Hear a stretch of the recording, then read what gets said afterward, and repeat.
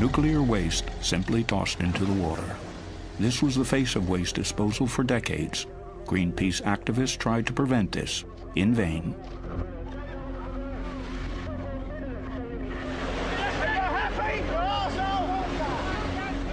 So what's the story behind all this dangerous radioactive waste in the sea?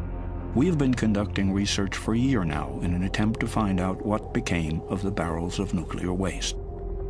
We also discovered pipes through which the nuclear waste is pumped into the sea. We visited fish markets, met experts. And so for that, we need to measure. As well as a lot of people who are scared about radiation. We asked politicians about the legacy of the nuclear industry, what's actually going on down there at the bottom of the sea.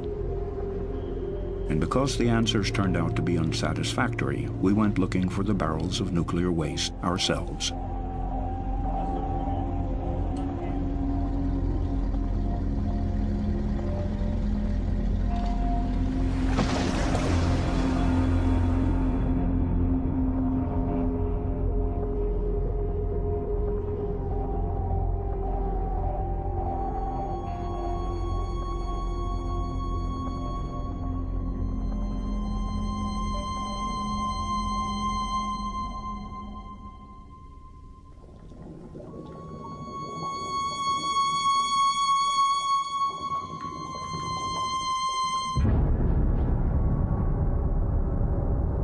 We are going to get to the bottom of what happened in the past. We want to know, where is it radioactive, and what is the source of radiation off the coasts of Europe?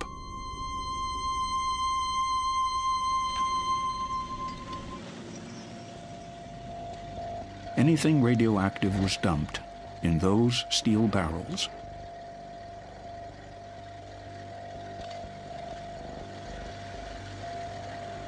Contents: low-level radioactive waste from hospitals, but also radioactive waste from nuclear plants across Europe. For decades, the nuclear industry has used the sea as a dump site.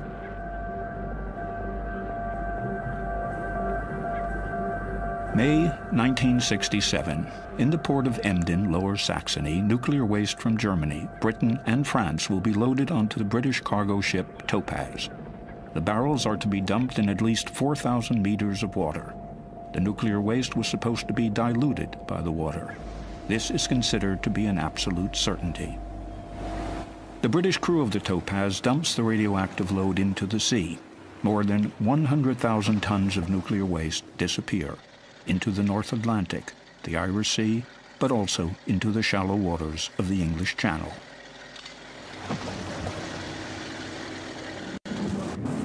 Then in the mid-1970s, Greenpeace stages various actions and raises awareness about these dumping activities. An outcry resounds across Europe.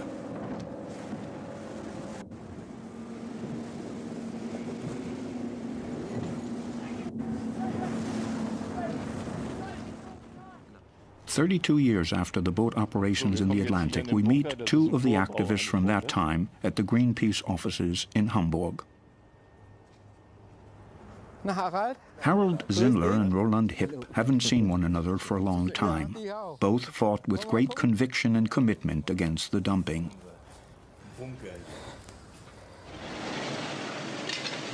We show Harold Zindler the video footage. Even today, years later, a chill runs down his spine. This is cynical.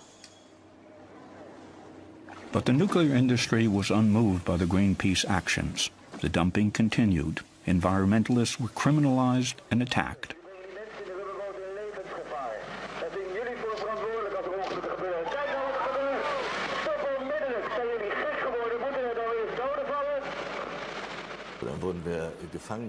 Then we were taken captive on the ship and were locked up in the bow. The dumping continued and we could hear it, and what we had just witnessed actually happened. A dinghy was hit again, and at that point the action was called off. It was far too dangerous and people could have been injured or even killed.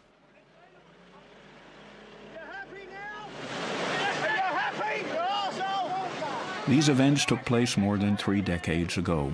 What has happened to the nuclear waste down there on the ocean floor since then? Who knows anything more about it? Come in. Thank you. We meet with the nuclear physicist John Large in London. He was involved in the development of a British atomic bomb in the 1960s and knows a lot about the dumping, particularly by the military. Large owns an extraordinary souvenir, a non-radioactive fuel rod from the Sellafield nuclear facility. Fuel rods of this kind were sunk deep in the ground. Large tells us something surprising. The men on the ship were being exposed to radioactivity while they were on the ship. So the ship was making its way to its dump site. Those men were like ticking clocks. The longer they stayed near the waste, the better. So it was on the captain to actually reach his allocated dump site within a certain time. If the ship ran into weather difficulties or was making a bad headway, it was slow, the captain was not concerned necessarily about where to dump the waste, but the time that the crew were being, and himself, were being exposed to radioactivity. So when the clock ran out, that's when they dumped. So there can be no assurance that the radioactive waste was dumped where the civil servants said it was dumped. So how can these barrels ever be located for, say, control purposes?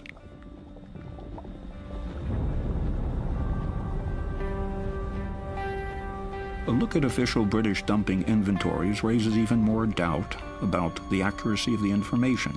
Entries relating to coordinates or ocean depths are often marked "not known." It gets worse. Even when it comes to information regarding radioactivity, we repeatedly read "not known, not known, not known." This is according to an inventory of dumpings in the Irish Sea.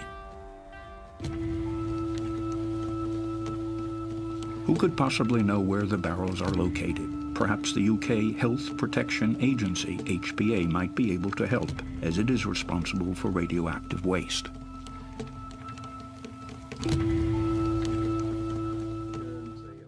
We meet Dr. John Cooper, departmental head of the Center for Radiation, Chemical, and Environmental Hazards. He knows all about the problem of dumped nuclear waste barrels. Can it really be that the dumping inventories are incorrect? I would be surprised if there were other disposals which were not included, but of course you cannot completely exclude that. The military did never tell you what they dump. So what do you do with this fact? Well, I think at some point you have to rely on the information you've got.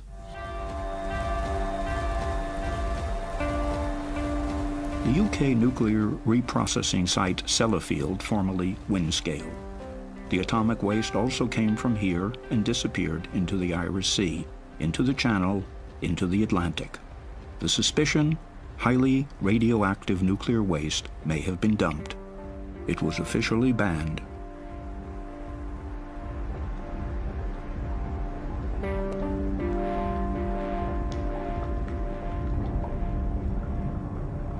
If you look at the inventories, the analysis of materials that have been recovered from the seabed that have only come from dumping, not atmospheric testing, from dumping, there's no doubt in my mind that high-level waste has been physically dumped at sea. That would mean that the inventories are incorrect in this particular. How could such errors occur? Are they actually errors at all, or was it intentional?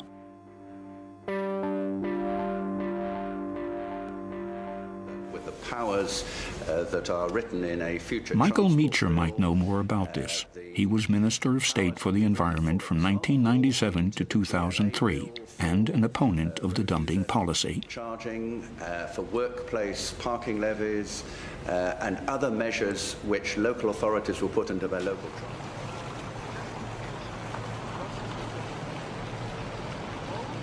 Today, the former senior minister in Tony Blair's cabinet is an ordinary backbencher. We show him the inventories. Who made false statements? Who knew anything about the dumpings? I'd be very glad to have a project here, and it's often likely to be a minor. The Commission will give guidance and advice to ensure that I suspect that that was an agreement between the Ministry of Defence, the Army, and the nuclear industry. I presume this was, I won't say a plot, but this was an agreement between them all to do something which they would rather not anyone knew about. And that's why it's now impossible to get the information about exactly what was dumped, where it was dumped. I think we have a pretty good idea where it was dumped, but we don't know, and the quantity of it we certainly don't know, and the effects of dumping that in the sea over decades or centuries, again, we don't know. I mean, this is a sort of conspiracy. Even Greenpeace didn't know at that time how bad it was, but the protests were successful. The dumping of nuclear waste was forbidden worldwide in 1993. Greenpeace activists were celebrated as heroes, as in the case here in Vigo, Spain. For more than half a century, barrels of nuclear waste had been dumped into the sea in keeping with the motto at the time: the solution of pollution is dilution.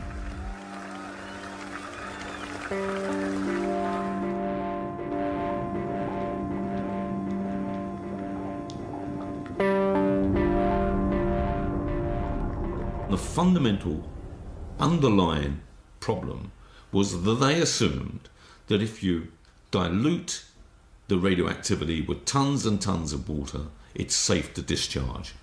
If you dump solid radioactive waste and it dissolves in tons and tons and tons of water, then it's safe to dispose of it in that way. And that is being proved wrong time and time and time again.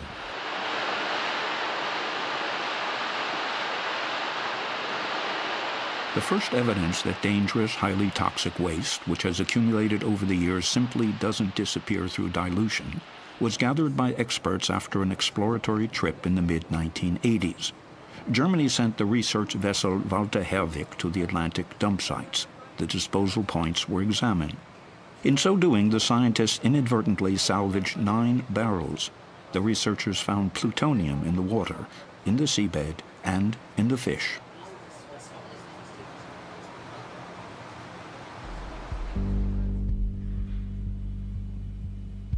Internal papers from the Atomic Energy Agency, IAEA, state increased concentrations of plutonium in the dump sites indicate plutonium leaks from the barrels. So now the toxins have finally arrived in the biosphere.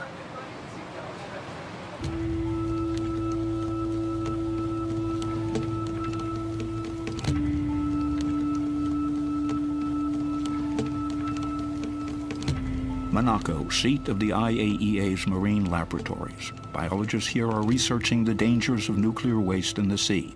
This is the head of the laboratory, Dr. Hartmut Nies.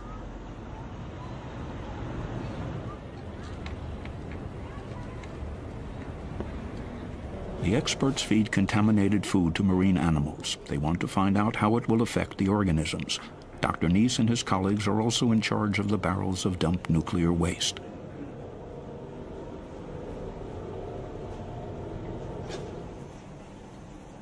The key question is, what happened to the barrels? Are there still any undamaged barrels down there after all these years? Or are they all corroded? We examine the ocean floor constantly in any case, and we would certainly have noticed any barrels. So you would assume that the barrels in the English Channel would all have rusted open or have simply gone? I would assume so. And if you would now find undamaged barrels, wouldn't it be better to salvage them? If it's not going to cost me a lot to get them out, of course. Yes, yes. There hasn't been a single new investigation into the dump sites for 12 years. Is Nies right? Are all the barrels corroded?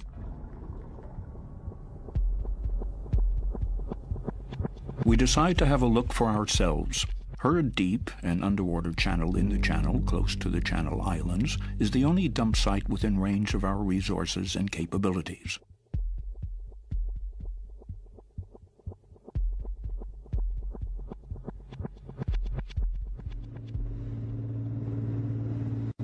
We have chartered a boat. Herd Deep is approximately 10 nautical miles northwest of the Channel Islands, Alderney. A small submarine is supposed to provide us with video images. The unit is almost impossible to maneuver because the English Channel is known for its strong currents. The Greenpeace activist Harold Zindler is on board.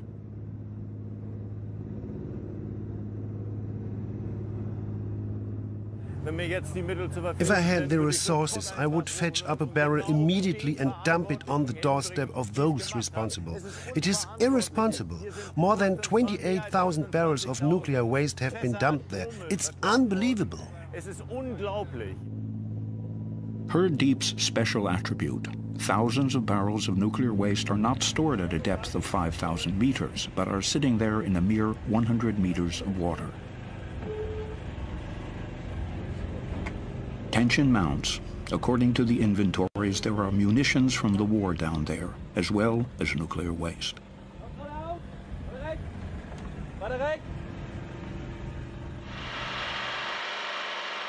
What are we going to find?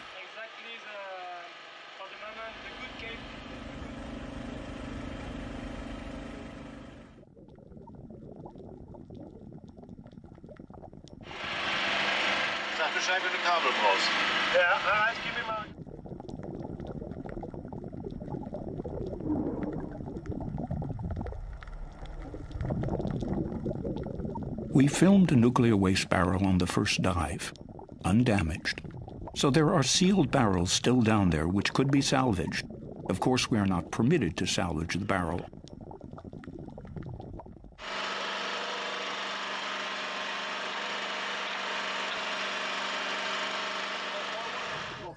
On the second dive, we also discover this totally corroded barrel.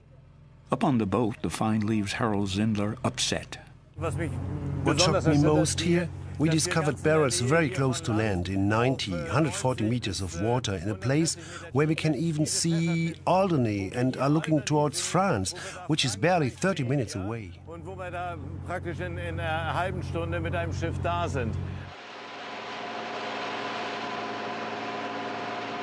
We return to Alderney. What does this find mean for the residents of the island?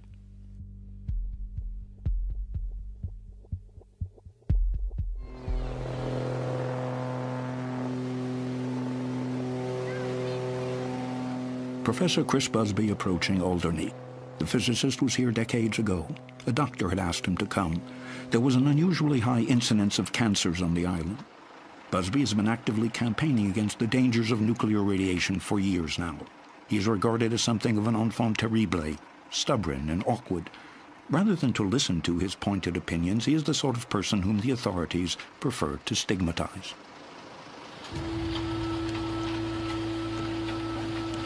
Alderney is a peaceful place. Time passes more slowly here than elsewhere. It has a total of 2,400 residents.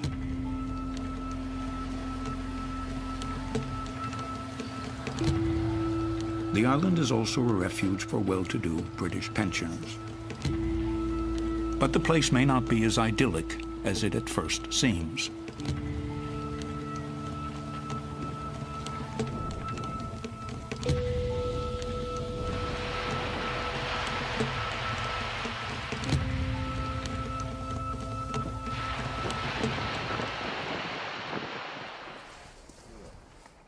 To our surprise, Busby first of all takes us to the cemetery.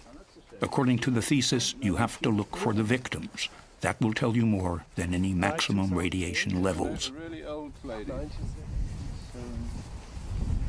35. Where? There. No, for 50. So you only need to find one case of childhood leukemia on the whole island, and you've got an answer. You've got too many childhood leukemias. Too many. Another LIAM. We try to find out whether there really is an increased incidence of cancer deaths. However, the UK government keeps the precise statistics under lock and key. Data protection policy. Perhaps we'll find clues on the island. We take a stab at it and ask in the residential area near the cemetery about causes of death. One of the estate agent's first wives died from a brain tumour, and then when we came over a few years ago, his second wife had a brain tumour, but I think she's all right now. And there was actually a series on the television in England about operations where they filmed them live. And they filmed a chap having a brain tumour removed, and we found out that he was from Alderney, and he in fact died last year. But I think there's been a child here, at least one child with a brain tumour. We're going back to England. Statistically speaking, this would be very noticeable, but the authorities have only one thing to say to Chris Busby. Everything is fine. Wow. You're right. What's that? The professor goes with us to the beach. He wants to measure radiation. The competent UK authorities argue that both the quantity and levels of radiation were far too low to cause harm to people.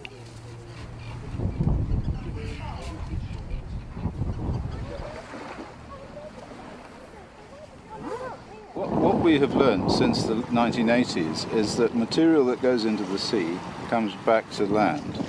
And it does this because the particles on the seabed, the very fine particles, attract the radioactivity, attract the plutonium and attract the cesium and all the other stuff. Professor Busby wants to go even further out. Dusk begins to fall and the tide starts to come in. Busby criticizes the authorities because they didn't do any of their own measurements, but simply guesstimated the levels of radioactivity out there in Herd Deep. I would expect to find cesium-137, ruthenium-106, a whole load of stuff. Plutonium. Plutonium? Yeah, for sure. So that might be quite poisonous here. Well, of course. Chris Busby's gamma spectrometer measures increased levels of radiation at this point. 204. But there was a hell of a lot of uranium from the Herd Deep. They dumped an enormous amount of enriched uranium in the Herd Deep. That was a very big amount of material there, so it's entirely possible that that also has ended up here.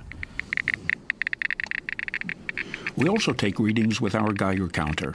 It is true, the level of radiation has increased. How dangerous is this for the people here on Alderney?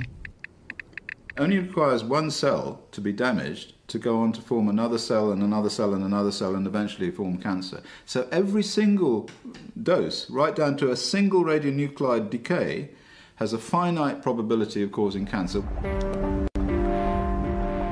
Is Busby on the right track, the outsider? And shouldn't the undamaged barrels be salvaged as a precaution? What does the director at the HPA, Dr. Joan Konner, have to say?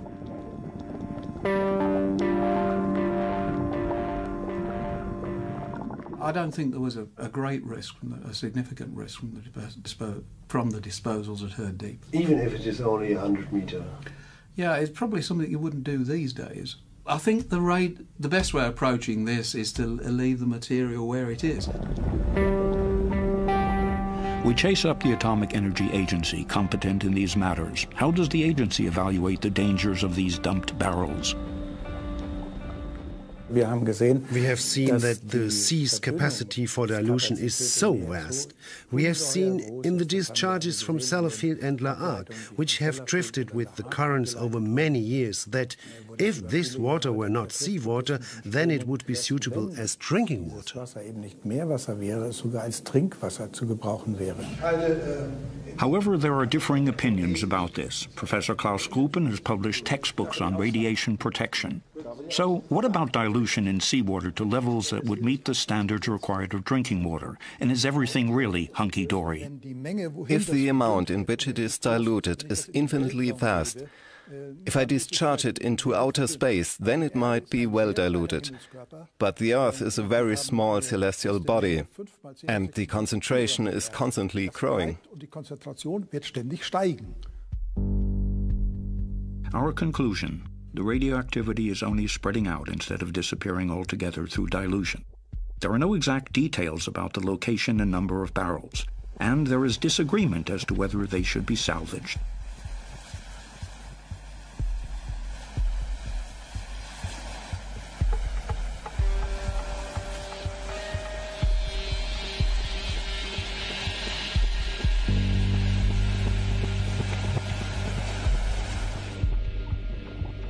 The dumping of nuclear waste in the sea was banned worldwide in 1993, yet the nuclear industry has come up with other ways.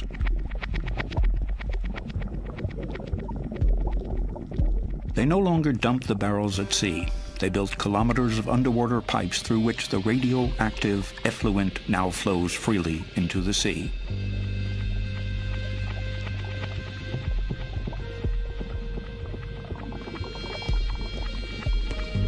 One of these pipes is situated in Normandy. It comes from the French reprocessing plant at La Hague. Greenpeace protested here too, underwater.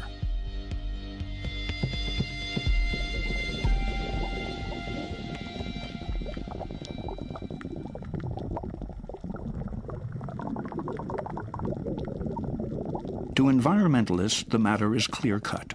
This method of disposal through pipes destroys the environment, just like the dumping of barrels. The advantage for the nuclear industry, no more bad press because of the barrels. For the disposal via waste pipes remains hidden from the public eye, quite literally. La Hague is the waste processing plant servicing nuclear waste from all over Europe. Germany's casters rolling into Normandy. But the people here are no longer willing to accept the abuse of the sea as a nuclear dustbin. David Boyer is a physicist, founder, and chairman of an environmental group. He is visiting a local primary school today and telling the children about radioactivity, toxic plutonium, and nuclear waste.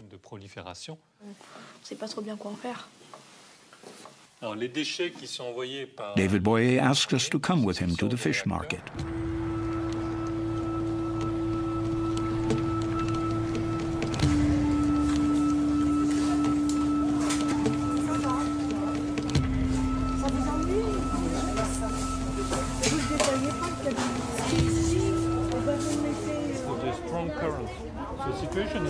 Depending on basis.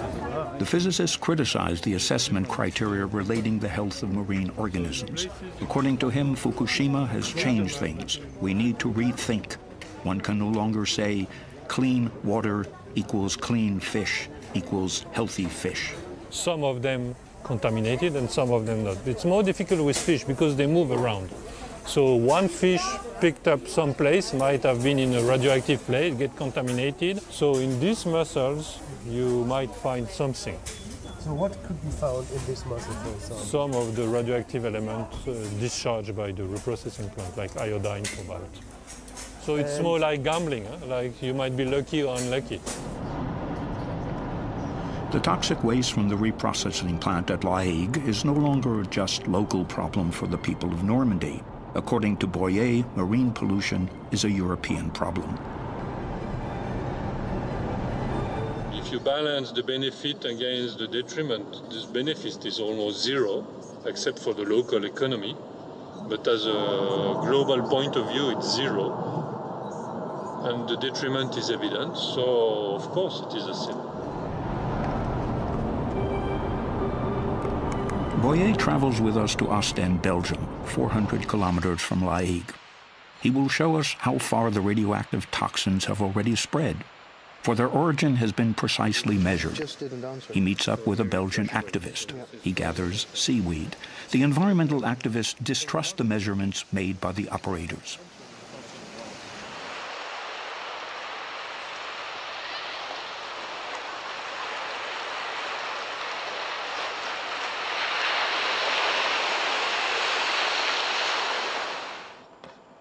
Boyer travels with us to Holland. He wants to collect seaweed samples for his lab here as well.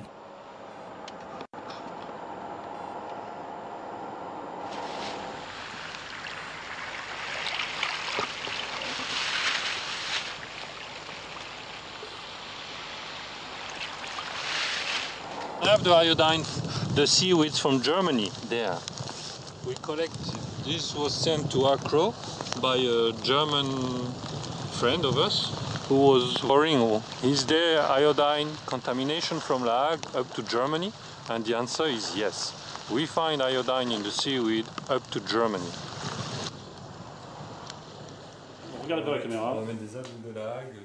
We are back in Accro's labs, the Citizens Initiative. The water that was just brought here by volunteers has given a 5-fold higher tritium value than the rating supplied by the French operator Arriva. It is now obvious why the citizens take their own measurements.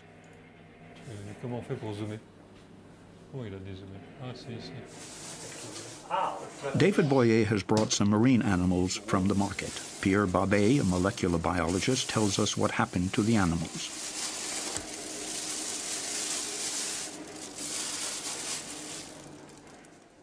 We now know that there is a very good exchange between the deep sea and the upper water layers.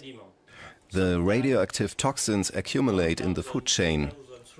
This little worm here, for example, can contain 2,000 to 3,000 times more radioactivity than its environment. It is then eaten by the next biggest creature and so on. At the end of the food chain, we discovered damage to the reproductive cells of crabs. And this damage, these genetic defects, are inherited from one generation to the next. And the effects and the mechanism of human cells and animal cells are the same? Yes, yes. I don't know, a cell in human or in animal, it's the same.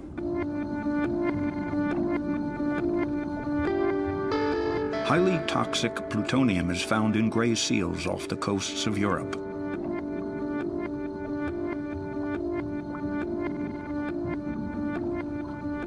Radioactive cesium has been found in porpoises.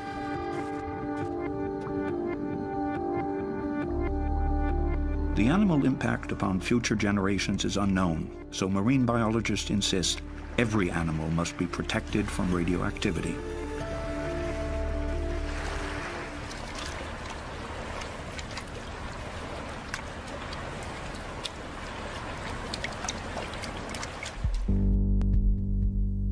But how dangerous is the nuclear waste in the sea for us humans? We look for answers to this question in the UK, in Sellafield. There have been some alarming reports from there. The second disposal pipe for Europe's nuclear waste is located in the north of England.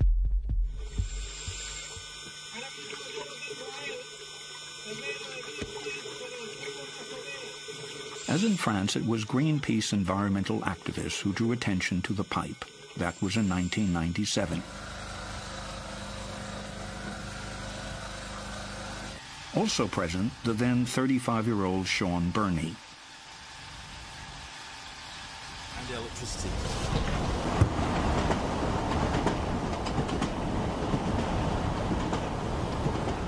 For nearly 2 decades, Burney has been actively campaigning against the discharges. It is a struggle for numbers, limits, but also the prerogative of interpretation. Burney is concerned about the people here on the coast. The government has had many of them examined.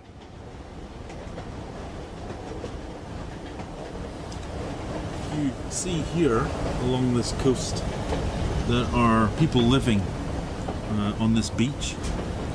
You can see these small houses. And they are what's considered one of the critical groups because they live right on the beach. They're exposed every day to the sea and therefore to radiation coming in from the sea. So their houses are full of plutonium dust. Their bodies will be more radioactive. They'll have plutonium in their teeth. The closer you are to Sellafield in the UK, the more plutonium you have in your teeth. The pipe from Sellafield is clearly visible only from the air. But how could the disposal contractor bypass the ban on discharges? Nuclear waste is still being dumped in the sea. The operators argue this is land-based disposal and therefore legal. It has been approved by the authorities. Is there a scientific, logical reason why barrels are prohibited and discharges are allowed? I think it is more a philosophical question. This is not a philosophical question for him. Wolfgang Rinneberg was Director for Nuclear Safety at the German Federal Ministry of the Environment and is an expert in the disposal of radioactive waste. No, there is no logical reason for it. Ultimately, there are only economic reasons. The question is, how expensive would it be to install appropriate filtration systems, for example, that would ensure that a discharge of this kind is close to zero? Perhaps this plant would prove to be uneconomical. That's what's behind it. There's no evidence of a physical reason or any other reasons for that matter. Every day, more radioactive swill flows into the Irish Sea. Nuclear waste from Sellafield can now be found on the Norwegian coast.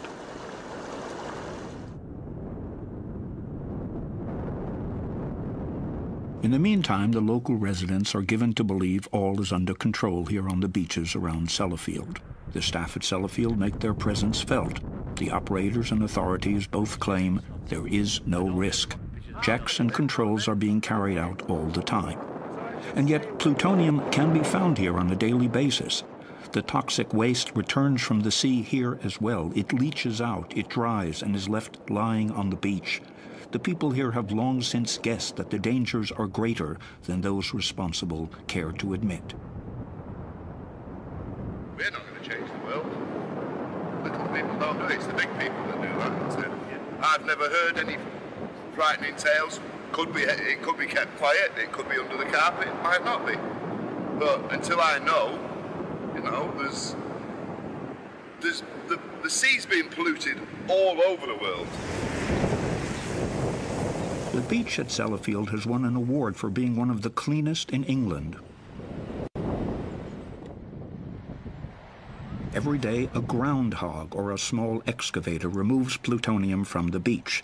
A scanner locates small radioactive particles at a depth of 30 centimeters. In recent decades, the operator at Sellafield has tossed more than 500 kilograms of plutonium into the sea.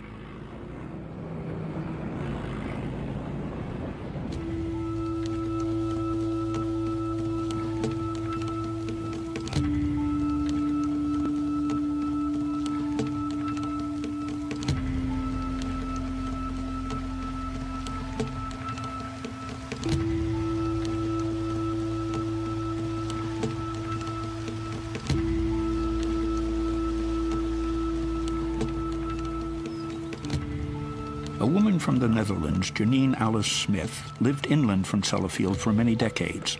She is positive that the British authorities are playing down the problem of radioactivity. And she is also convinced that years ago, plutonium from Sellafield caused her young son's illness, leukemia. So the reason I became...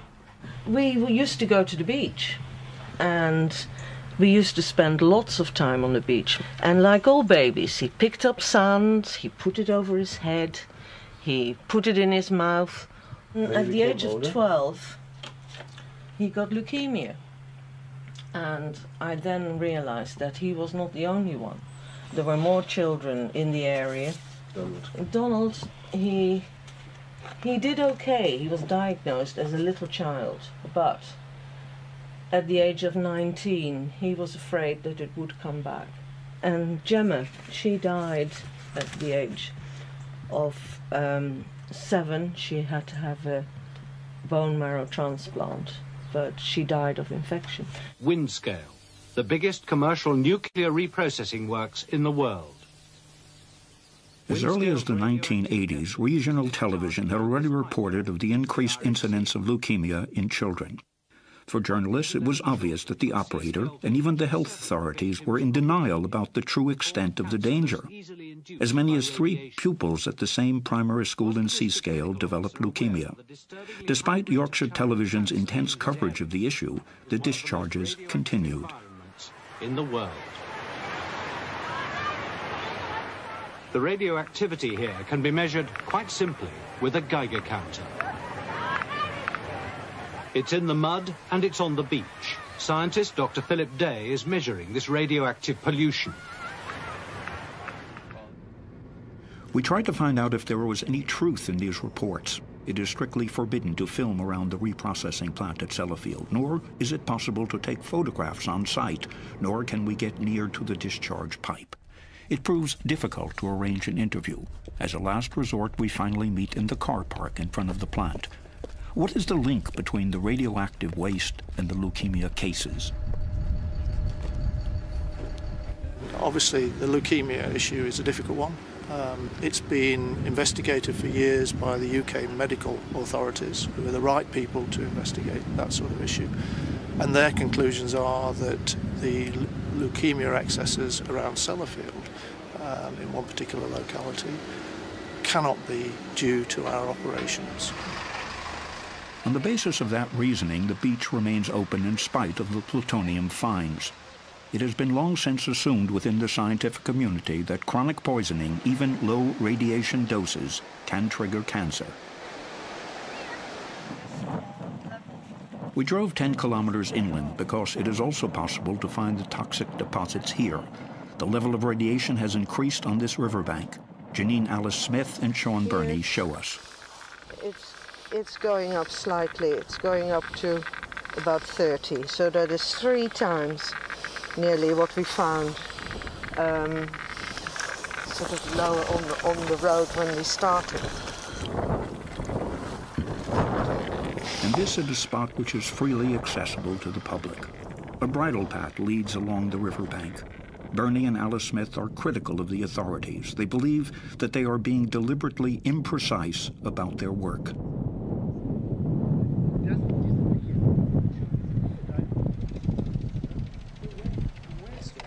So when the authorities take a sample and they measure, they might take one sample here. What I used to say to journalists, they just want to know what happens from year to year. They don't want to know what happened 50 years ago. And, you know, they try and hide that, but it's there. So you don't take deep samples, they don't take deep samples. They take surface, very few samples are taken. So they get the evidence that they're looking for rather than what would be in the interests of public health.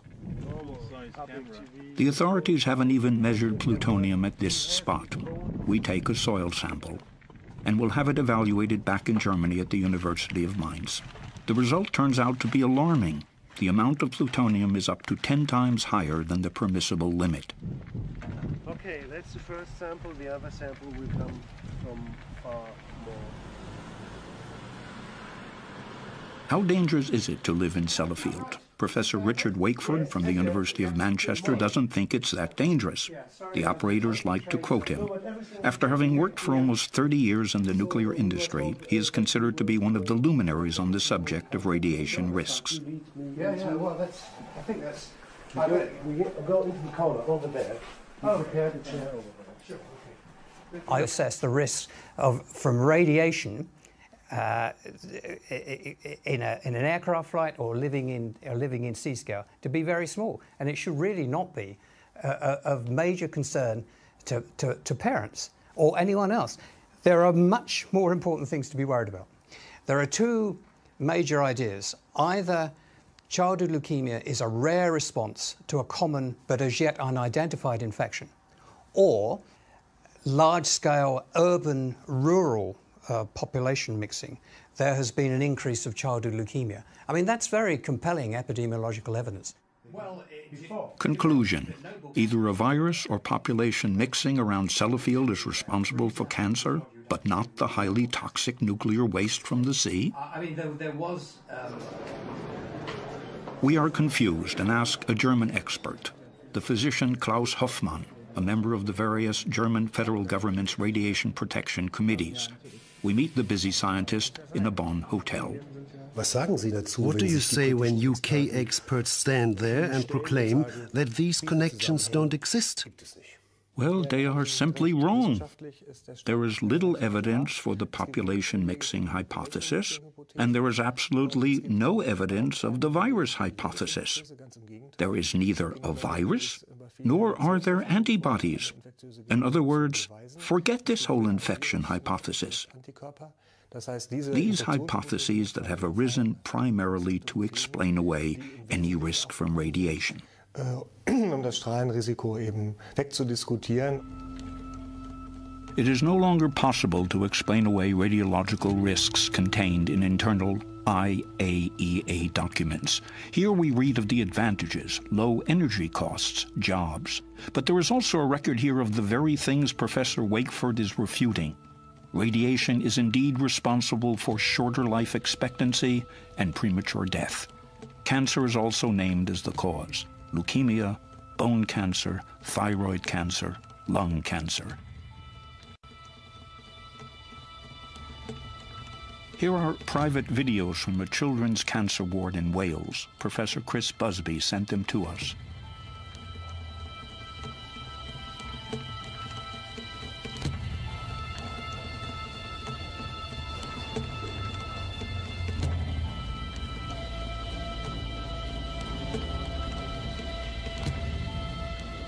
In recent decades, doctors have been registering a steady increase in childhood leukemia here. For the little ones, the treatment is torture. Everyone is convinced that the leukemia comes from Sellafield. Chris Busby asked us to visit him again.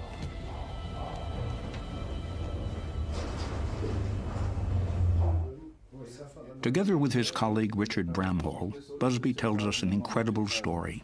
The cancer statistics around Sellafield are 10 times higher than in the rest of the country. About 20 now, if they're alive.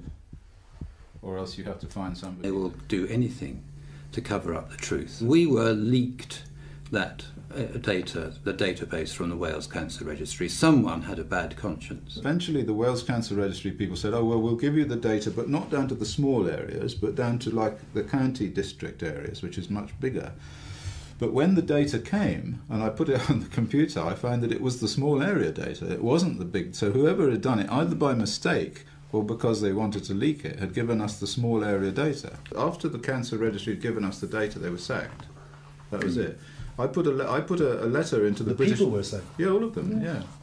Well, they closed the unit down. We don't know what happened. So this woman, Mary Cotter, who said, we will give you what you want, she was sacked.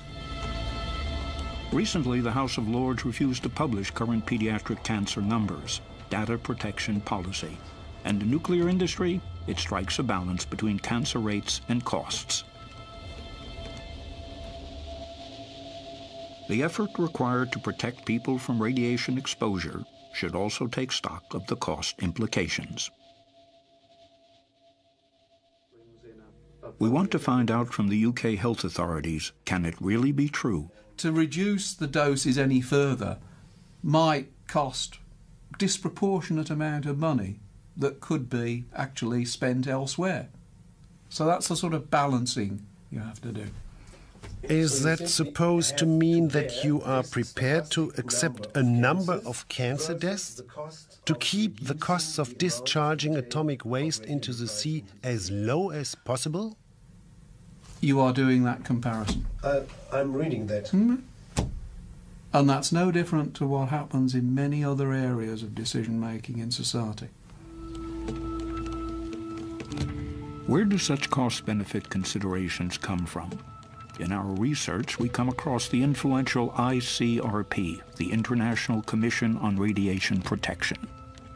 The group operates as an independent charity for the benefit of the public. A request for an interview with the director is refused. But we find a lecture on the internet by the former chairman, Roger Clark. Society's changed. If you went He elucidates the cost-benefit principle. Clark cites Epicurus's utility ethic. Some examples. The needs of the many outweigh the needs of the few, right? Everybody The needs of the many outweigh the needs of the few. Was a good thing. So you vaccinated everybody with immunization. Insiders tell us that the ICRP is the elongated arm of the nuclear industry. We also come across Professor Wakeford's name on the website, the expert from the University of Manchester. To our surprise, we also find Dr. John Cooper's name from Health Protection Agency. You are working for the Health Protection Agency. Yes. At the same time, you are in the main body of the ICRP. Yes. So you give yourself the independent scientific risk from one hand to the other. So in Germany, it would be a conflict of interest. A conflict of interest. Yes, that is a problem. The HPA is the ICRP. The ICRP is made up of government institutions, government representatives. So therefore, the HPA, the ICRP, is made up of government representatives. It's not the ICRP is not some great independent body. It's made up, people from the HPA attend meetings of the ICRP and set the standards. Truth is, I knew that Even former UK Environment Minister Meacher has to admit his impotence. I, as a minister, my civil servants were not very pleased about this, bringing in people like Chris Busby or other people who are independent scientists like John Large. I mean, they didn't want that kind of confrontation or discussion or debate. I mean, if we had that kind of open, honest exercise, one would feel a lot more confident. But government doesn't want to do this. They just want to go with the official standard view, which actually is the nuclear industry view. And at the coalface, for years now, Sean Burney and Janine Alice Smith have endured much frustration. No one talks openly. The environmental activist and the mother of a son with leukemia are fighting a quixotic fight. I think in a way it's quite a sad place. It used to be a really thriving holiday place. People used to come from all over with trains from all parts of Cumbria. Anger that decisions by governments over many decades have created this nuclear disaster on this coastline, and for most people here, they don't know about it, or if they do know about it, they don't want to know about it. It's out with their control. It's a decision made by government in London. Sellafield and La Hague show that the disposal of waste into the sea was, and still is, a mistake. However, hardly anyone is prepared to admit it officially, because then you would have to deal with tough questions. Who was lying? What can still be salvaged? And who is going to pay for it? From the northeast Atlantic dump sites all the way up to the coast of Norway, nuclear contamination from barrels and pipes is a problem which is deliberately being brushed under the carpet.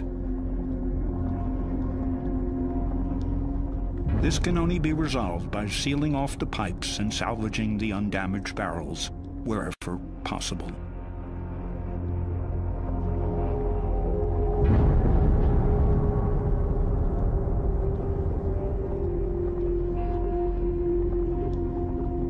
Activists from that time at the Greenpeace offices in Hamburg.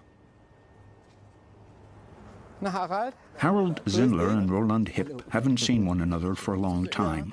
Both fought with great conviction and commitment against the dumping.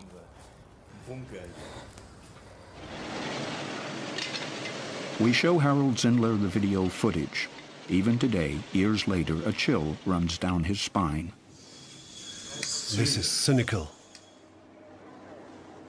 But the nuclear industry was unmoved by the Greenpeace actions. The dumping continued. Environmentalists were criminalized and attacked.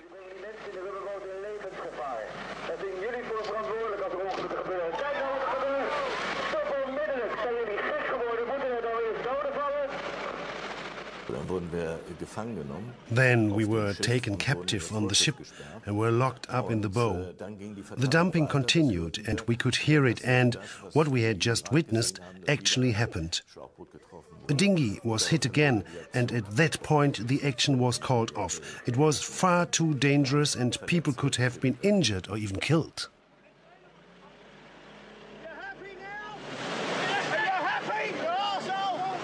These events took place more than 3 decades ago. What has happened to the nuclear waste down there on the ocean floor since then? Who knows anything more about it? Come in. Thank you. We meet with a nuclear physicist, John Large, in London. He was involved in the development of a British atomic bomb in the 1960s and knows a lot about the dumping, particularly by the military.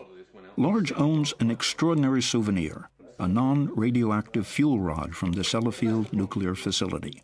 Fuel rods of this kind were sunk deep in the ground. Nuclear waste simply tossed into the water. This was the face of waste disposal for decades. Greenpeace activists tried to prevent this, in vain.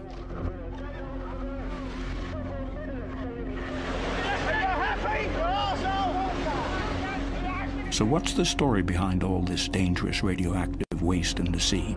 We have been conducting research for a year now in an attempt to find out what became of the barrels of nuclear waste.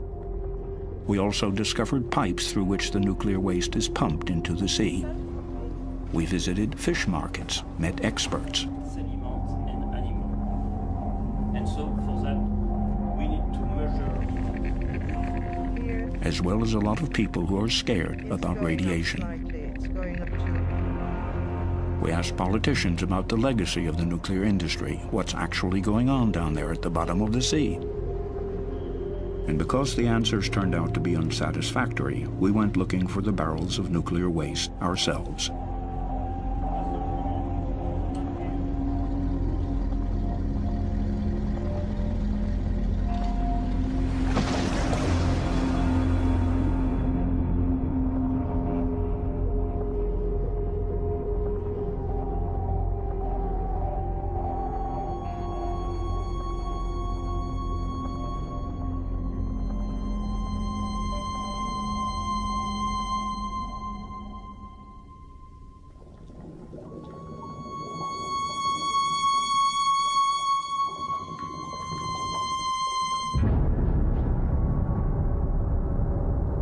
We are going to get to the bottom of what happened in the past. We want to know, where is it radioactive, and what is the source of radiation off the coasts of Europe?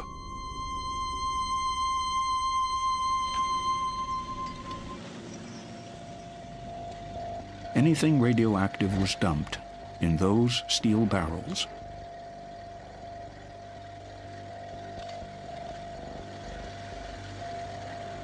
Contents: low-level radioactive waste from hospitals, but also radioactive waste from nuclear plants across Europe. For decades, the nuclear industry has used the sea as a dump site.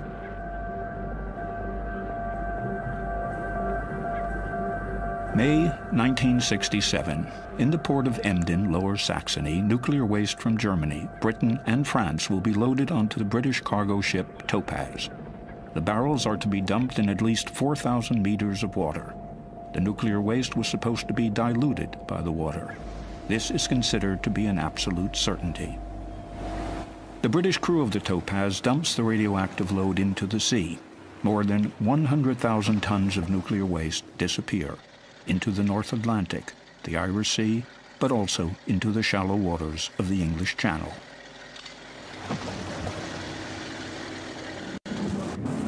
Then in the mid-1970s, Greenpeace stages various actions and raises awareness about these dumping activities. An outcry resounds across Europe.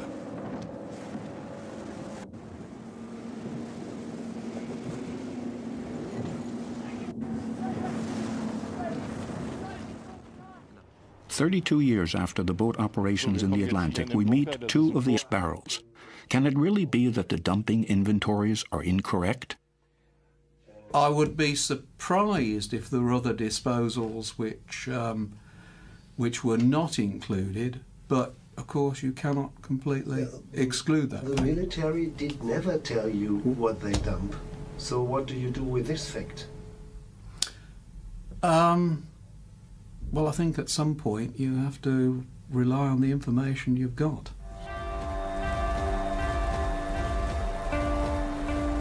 The UK nuclear reprocessing site Sellafield, formerly Windscale. The atomic waste also came from here and disappeared into the Irish Sea, into the Channel, into the Atlantic. The suspicion, highly radioactive nuclear waste may have been dumped. It was officially banned.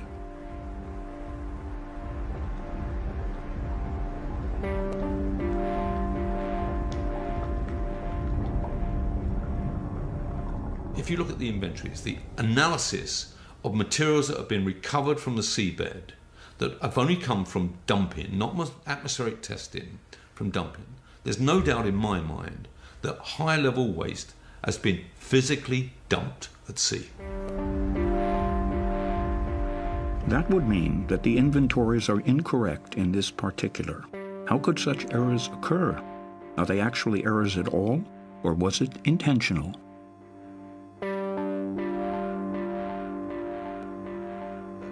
Powers papers that are written in a future... Michael Meacher might know more about this. He was Minister of State for the Environment from 1997 to 2003 and an opponent of the dumping policy. Charging for workplace... Large tells us something surprising. The men on the ship were being exposed to radioactivity while they were on the ship. So the ship was making its way to its dump site. Those men were like ticking clocks. The longer they stayed near the waste, the better. So it was on the captain to actually reach his allocated dump site within a certain time. If the ship ran into weather difficulties or was making a bad headway, it was slow, the captain was not concerned necessarily about where to dump the waste, but the time that the crew were being, and himself, were being exposed to radioactivity. So when the clock ran out, that's when they dumped. So there can be no assurance that the radioactive waste was dumped where the civil servants said it was dumped. So how can these barrels ever be located for, say, control purposes?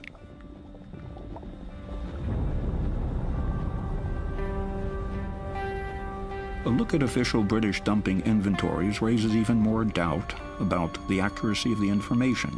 Entries relating to coordinates or ocean depths are often marked "not known." It gets worse. Even when it comes to information regarding radioactivity, we repeatedly read "not known, not known, not known." This is according to an inventory of dumpings in the Irish Sea. Who could possibly know where the barrels are located? Perhaps the UK Health Protection Agency, HPA, might be able to help, as it is responsible for radioactive waste.